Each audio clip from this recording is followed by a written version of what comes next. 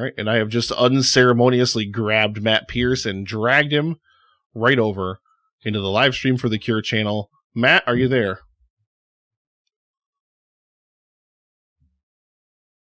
Whoops, I had my mic off. Yes, I am here. Yes. There we go. Ladies How's it and going? gentlemen, welcome. And you know what? I've been doing so terrible about this. I'm so sorry. I'm supposed to have... I have logos and I have like everything for everybody right on here. There we go. The crossover podcast. Brentley, I got your pick in there. Deadpool. Thank you very, very much. Matt, how the hell are you? I'm not doing too bad. I wanted to ask you guys a question, just harping off that Grease thing. What do you think? Which movie do you guys think sends a worse message to females? Is it Beauty and the Beast or Grease? Grease. Grease? I don't know, because it's tough, because like Grease to me sends the message of, you know, if a guy doesn't like you, well, then just go ahead and change everything about yourself until he likes you.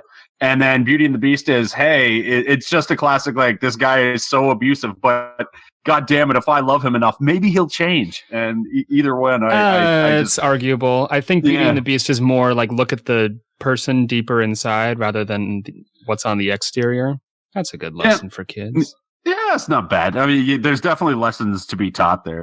Beauty and the Beast for me, but I think the best thing about the best lesson the Beauty and the Beast teaches us is that all of our household appliances are really kitschy characters that can be brought to life with magic. That's true. Also, don't remake it ever. Yeah, especially in live action form. I actually never saw the live action one. Yeah, don't. You're lucky. Yeah, didn't see that. Nick, you didn't even see it, did you? Yeah, I did. You didn't ever. Oh, you did watch it eventually? Yeah, I did. I watched it on Redbox. It was. I agreed with you and Moisos completely. It was very. It was very. The songs were well done. I thought the songs were fine, but the whole time you were watching it, you're like, "Why did they do this? Why am I watching this?" Exactly. There's no point to remaking a perfect movie. Like what was the last one that came out? Was freaking Death Wish with Bruce Willis. Why did they remake it? We got Death Wish right the first time. Don't even get me started. Get me. You're talking about the Bronson podcast right here. Bronson's my favorite of all time. So you're totally right. It's the only film of the past 5 years that I purposely boycotted and never went to go see. And I give everything a shot. So no. Eli Roth, no. Bruce Willis especially, no. Eli Roth directed that? So was it a torture porn movie? Yes, at certain points. Yeah, the Sauce is the only one of the Epic Film guys that actually watched it.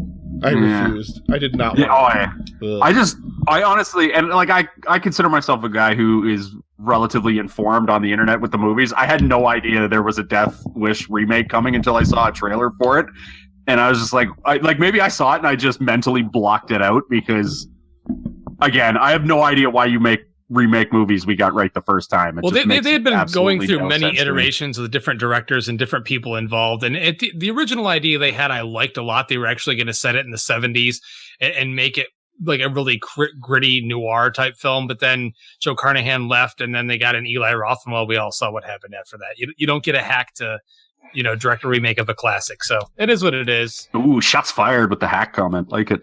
He's made one pretty good film and one really entertaining film. But other than that, I mean, he knows his shit. He knows his film. But for some reason, he can't translate the film that to his own films.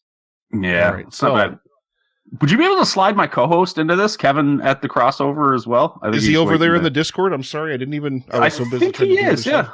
No, that's all right, man. There he is. Yeah, get him in here. All right. That's him, right? I was going to say I grabbed the right one, right? I hope so. Kevin, are you there? No, maybe not. Oh. Hello. Yeah, there got he him. is. Sorry, having some last-minute technical difficulties. How's everyone doing?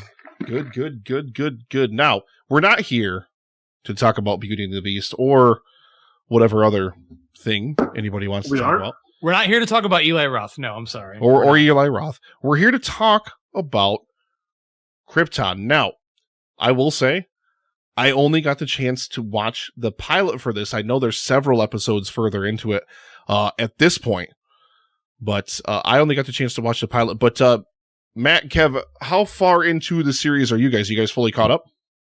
I got caught up about an hour before you guys. I was scheduled to come on, so nice. I'm fully caught up, and I think the season finale is Wednesday or Tuesday next week. I'm not exactly sure. Yeah, I'm not exactly sure when it comes out because I just watch it on one of them boxes. So yeah. I am currently 7 episodes in due to a scheduling error on my part. I thought that our live stream was tomorrow at this time, so I'm a little caught with my pants down here, but I have a bit of an idea of what's happened in the last couple episodes.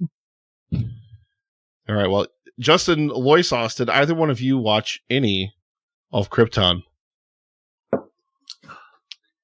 Again, I didn't really know what segments I was going to be on and what segments I was not going to be on. I did not. I apologize. I did not get a chance to watch it. No, it's fine. My brother, once again, back to trolling Bill over in the chat. $1.07 donated. Nice. Well, let me ask you this: do you watch any of the CW, DC shows, and or the Marvel Netflix? I've watched Flash, and I'm a fan of Supergirl.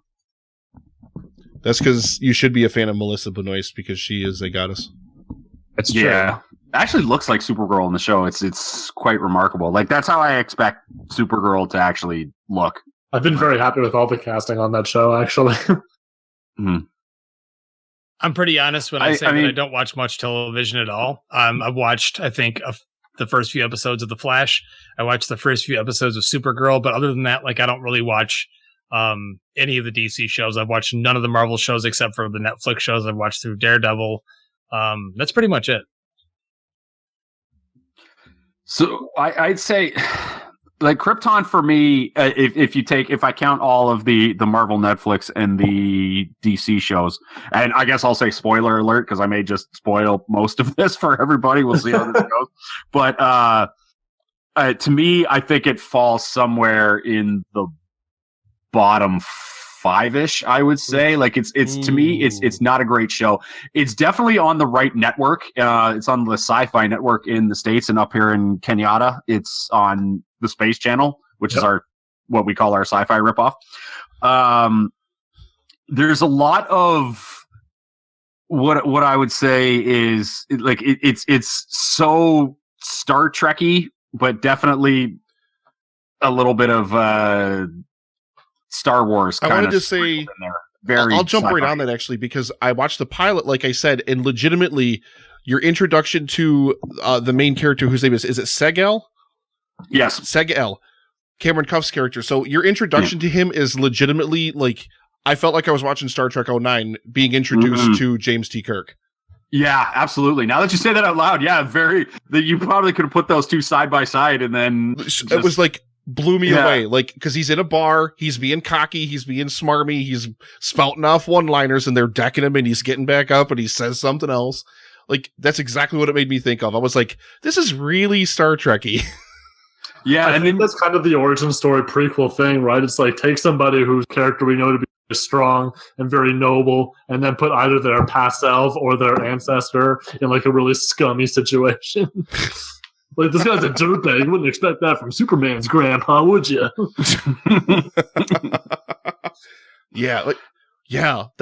That's a really, really good call. You see, I want you guys to talk more about the show because, like I said, unfortunately, I only watched the teaser, or not the teaser, but the premiere. And after the premiere, like, were you guys sold on the show? Were you guys like, okay, I'll ride with this, I'll see where it's going to go? Or were you like, I don't really care for it, but I'll keep watching anyway? Myself personally, I think that if you just asked me to watch the pilot,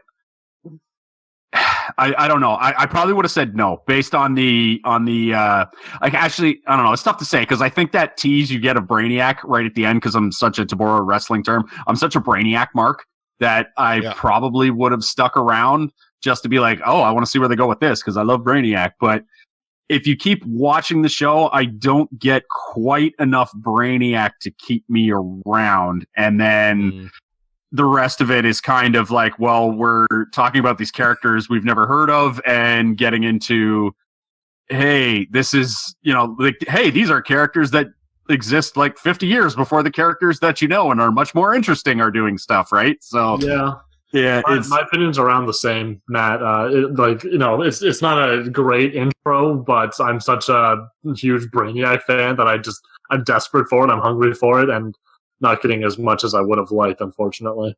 Yeah, like to me as a hardcore Brainiac fan, I'm watching this and these people are doing stuff where they're like trying to overthrow governments and it's very like the hierarchy they have in the city of Kandor on this, I would say is it's very, this is where the Star Wars thing comes in to me, because it's very like when you watch Star Wars, there's the Empire, and then the Empire has their their hierarchy, and then for some reason they listen to the magic guy, like the Sith Lords, the magic guys with the laser swords, right? They answer to them for some reason.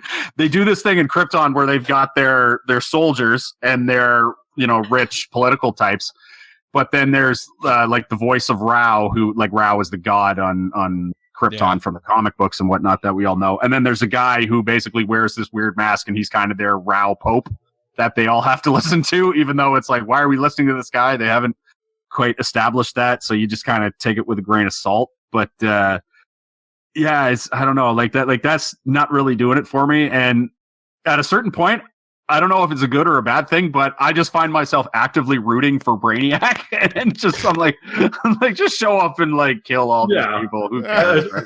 I think it happens in like episode 3 or 4 where Adam Strange is like, no, here's the thing though, is Brainiac totally takes this whole city of Kandor and puts it in a bottle and your whole planet blows up. And I'm like, man, can we watch that show?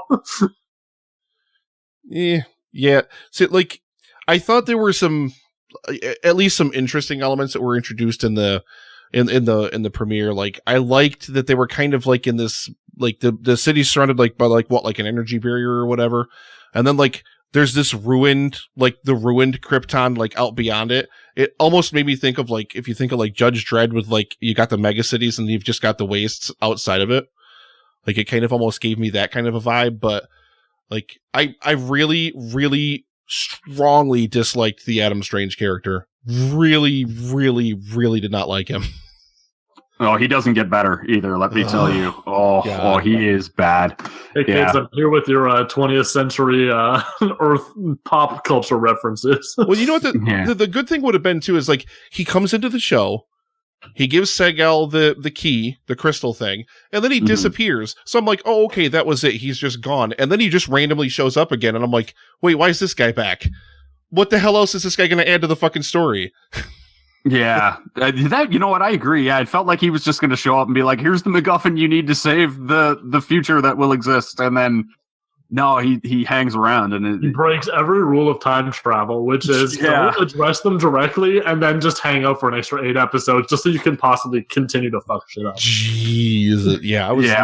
There's no attention paid to like actual like time travel rules, I guess, that are established in just written medium, right? Which I get from Zod's perspective, because who gives a shit? But yeah, because here's the thing: about 6 episodes in, spoiler alert again, Colin Salmon, who was in the first season of Arrow, he played the Walter character that was like sleeping with the mom and whatnot. Yeah. And was doing all these weird, suspicious stuff. He shows up as the leader of some sort of evil thing they've got going called like Black Zero, like some underground cult. And it turns out he's just General Zod, who's also back from the future. And we don't know. Yeah, I know. What? And it's one of, I know. It's not a great reveal.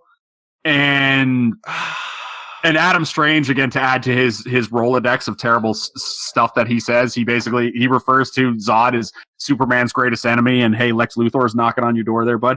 But it just doesn't make any sense other than basically a big like twist ending to one episode. Actually, to throw it back to what you were saying earlier about James T. Kirk in the 2010 Star Trek, that was their Star Trek Into Darkness moment. It was, I've heard of Khan. Yeah, don't trust that dude. Yeah.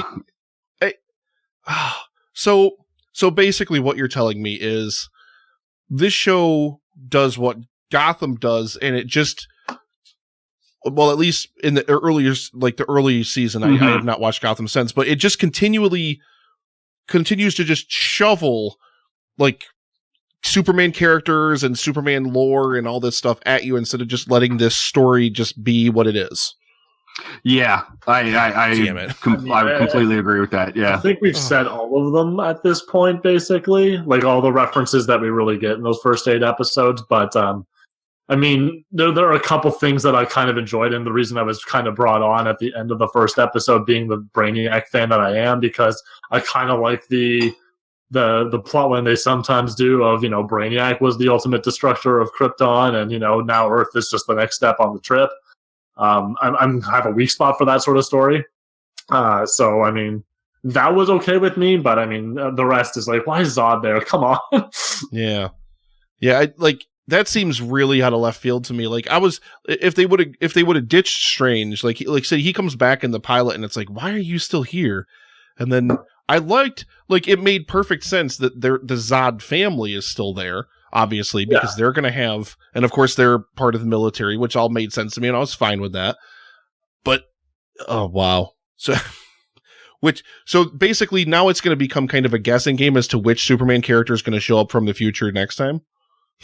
Probably. Yeah, it seems. Well, I'm waiting for another L to show up. Otherwise, Supergirl's family goes completely unexplained. Yeah. Oh my. Yeah, and I was into the idea of Seg-El being in love with this Lyta Zod. Yeah, bride. I liked that from the. Because I was like, that's.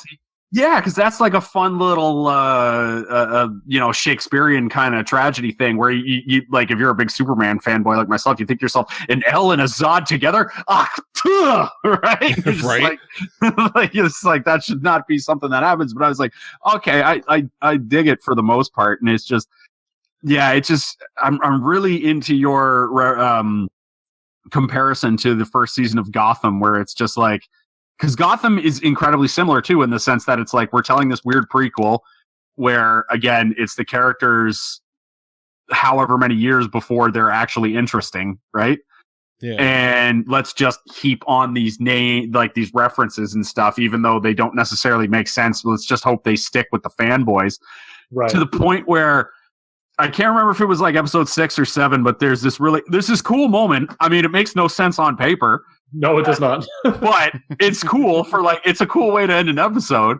And the cool way to end an episode is the Black Zero group that was like run by General Zod. They're trying to find this weapon because, it's the, classic story of, there's a weapon that we can use to defeat Brainiac. We just have to go get it. And then for centuries. Yeah, it's been hidden for centuries. And whatever's behind that door will get power to defeat Brainiac. And once we have it's just a legend. Yeah. And then when they open it up, like they finally get there and they're like, here's the door, and they open it up, and then the doors like slide open, and in this like containment tube of some sort is fucking Doomsday. Yeah. And it's like herself. Yeah, and it was like, oh hey, Doomsday actually looks cool. Yeah, I mean it makes no sense that he's here, but sure, proceed. Right? Like, why?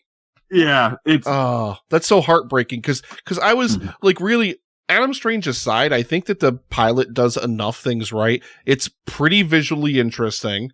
The costuming could probably use some work, but I get it's a sci-fi show. They don't have that big of a budget. So I was fine with that. I didn't think the performances were too terrible. I thought they were fine for this type of show, for what they were going for. And everyone speaks, space British. Right? So aside from Adam Strange being in there, I was really, really kind of sold on it. But see, and that was what I was kind of worried about. Like, I was like, please, I hate it when they make these shows, and that's why I refuse to watch Gotham, because I hate it when they make these shows where they just can't stop reminding you of the thing that it's a prequel for. It can't just let it be its own story. It has to constantly be like, oh, hey, by the way, Superman. Like, yeah. Like, I really don't know where you go for a next season on this sort of thing, but like, as far as like production values and stuff like this, like after the first episode, which is enough to sort of keep you on, the next few are very just samey. And I don't know if it's an issue with the production, because like the whole thing looks like it's set on like 3 different sets, shot from different angles, like in Zack Snyder's basement. You know what I mean? Like, everything's wet and black, and everyone's wearing black clothes or gray clothes. Everyone's name is a syllable, and they tell you so many at the same time that they all kind of run together, like to the point where you could tell me, oh, Darren, which one is he? And I would have to think about it for a minute. Yeah, that's a good point, because I don't remember their like half of their names. Like, there's the Vex character, that like the female Vex character that I don't even remember her name. I was about to say I know her name because she's the most visually because of the white hair. Yeah, that's true. But she looks like discount Bridget Nielsen from like 1987. So that's just like what I call is that like the girl that is like supposed to like become his wife or whatever. Yeah, she sticks around. She with the short hair. Yeah, the like Bridget Nielsen looking broad, man. Oh, like, definitely Bridget Nielsen. Yeah, definitely. Yeah, absolutely. I mean, not as tall, but I mean, still there. And then there's like the one black dude who has like the most dead eyes I've ever seen in my entire life. And at one point, Brainiac takes him over, and I'm like, well, that's just a natural transition for this guy who has just dead eyes. It's so creepy. Oh no, but what is his personality? Yeah, it was just, oh god, it was so creepy. So yeah, half the time I'm like, I don't even know. I know that guy's Seg-El, and I know that's Adam Strange, and I'm just like, proceed. I'm not memorizing names, right? Like, just not doing it.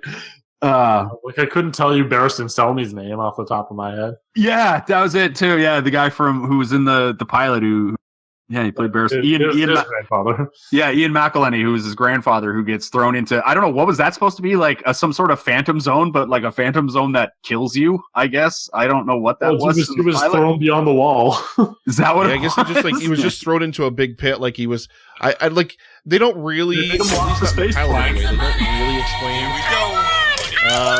Interrupted Tale says, this show has Vex. Now I'm not going back to Destiny 2. Thank you for the $6 donation. Bill also donated a few dollars there to even out the chat amount again. Nice. But yeah, they don't really do a good job of explaining it in the pilot, but it's like, for whatever reason, and I guess you could probably chalk it up to because they're chewing through the planet's natural resources, leading to its inevitable destruction. But like, it looks like most of Krypton is like a wasteland that's uninhabitable.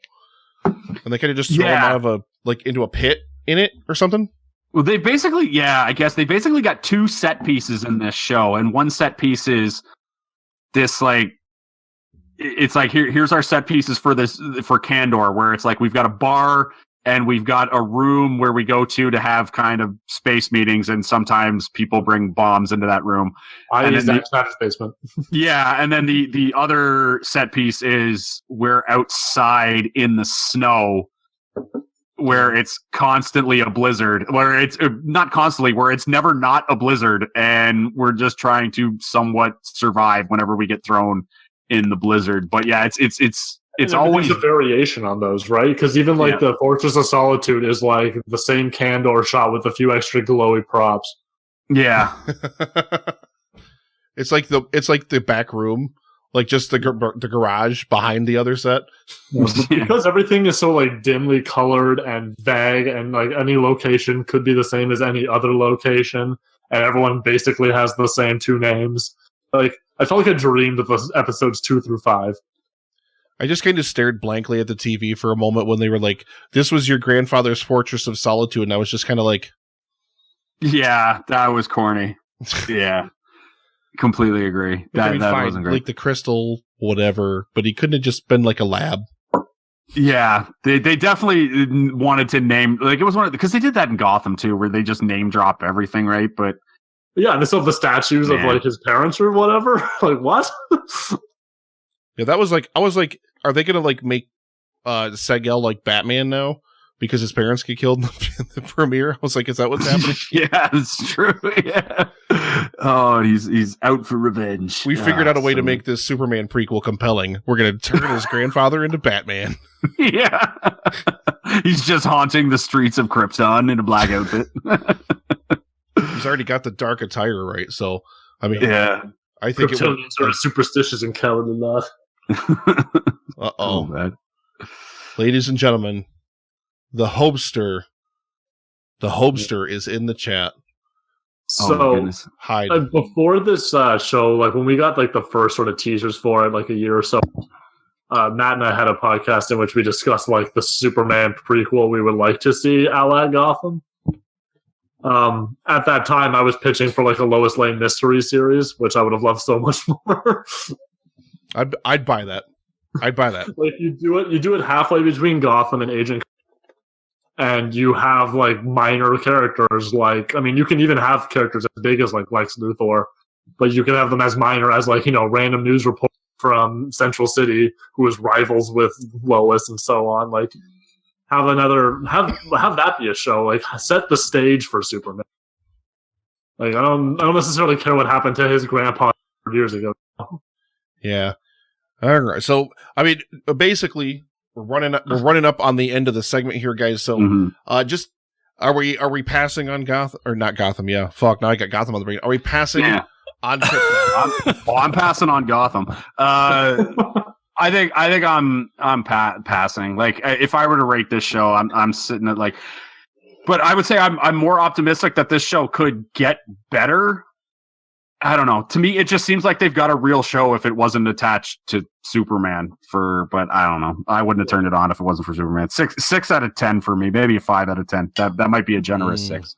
I would give it like a 5 asterisk out of 10, which is the same as that. But I could see how they're sort of setting up for a pretty epic season finale here if we do get the Doomsday Brainiac showdown. Like I could see where that would be interesting. My beef is I think that it would be better in a second season, but I don't know what they would do for a second season. Yeah. My beef is they would never have the budget to do like, hey, like Doomsday is just going to fist fight Brainiac on the SyFy channel. I'm like, no. Well, what I'm picturing is Arrested Development season 4, Tobias in his Thing costume.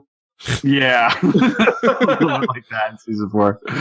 That's a good reference considering season 5 is coming. It'll be like the Smallville Doomsday, where legitimately their budget was so low they couldn't even like show him for more than a quarter of a second in the most darkly lit room possible because the costume was so bad. They were still the WB at that point, weren't they? They weren't even the CW. I think that was after the CW, because after it became the CW, that's when Smallville's budget just got obliterated. Yeah, you're right. All right, well, gentlemen, it's been a pleasure having you on the live stream for The Cure. Tell our audience that's watching out there about your show and tell them where they can find you.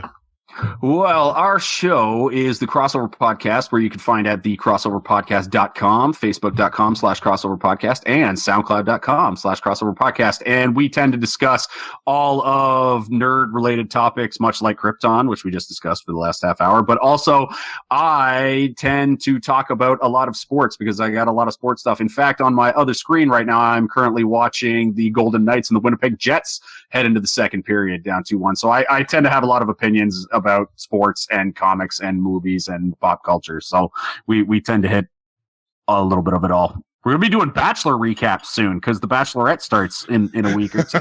So there's that. I was going to say, there's also the non-sports, non-nerd stuff. Bachelor and Saved by the Bell and Saved by the Bell. Oh my God. Saved by the Bell. Hey, that's one of the best shows ever made.